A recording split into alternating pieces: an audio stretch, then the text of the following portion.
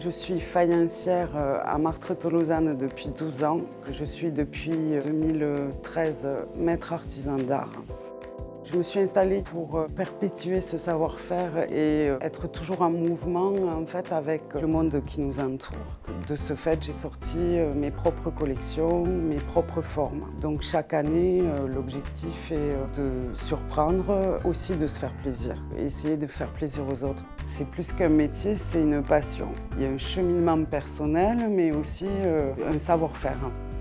Il existe une association des faïenciers. Par le biais de celle-ci, nous essayons de promouvoir notre savoir-faire. Nous exposons ensemble, nous communiquons ensemble sur des événements de la région, et notamment les GEMA.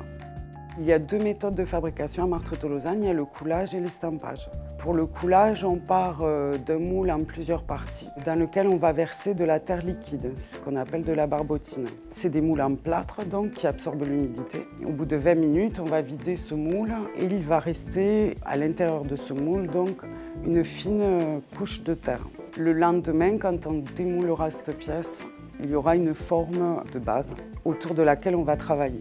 Il faut toujours découper ce qui dépasse, ébarder la pièce et la jouer si on a besoin de la jouer.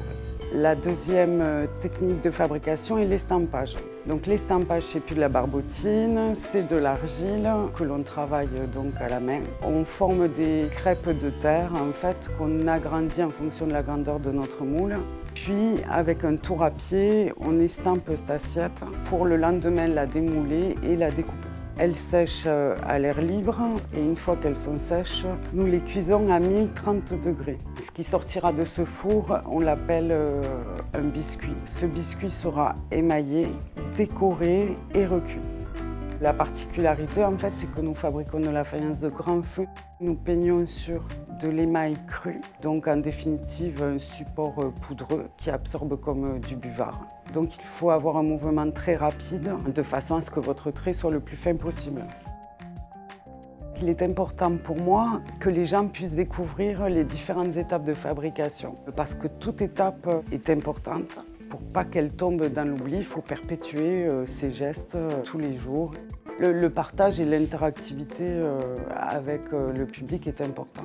C'est pour ça que nous ouvrons nos ateliers pour les Journées européennes des métiers d'art, pour que le public puisse découvrir notre savoir-faire, notre passion et découvrir les différentes étapes qui sont nécessaires pour la fabrication de notre faïence. Ces journées permettent d'échanger avec le public afin qu'ils aient un autre regard sur des métiers traditionnels.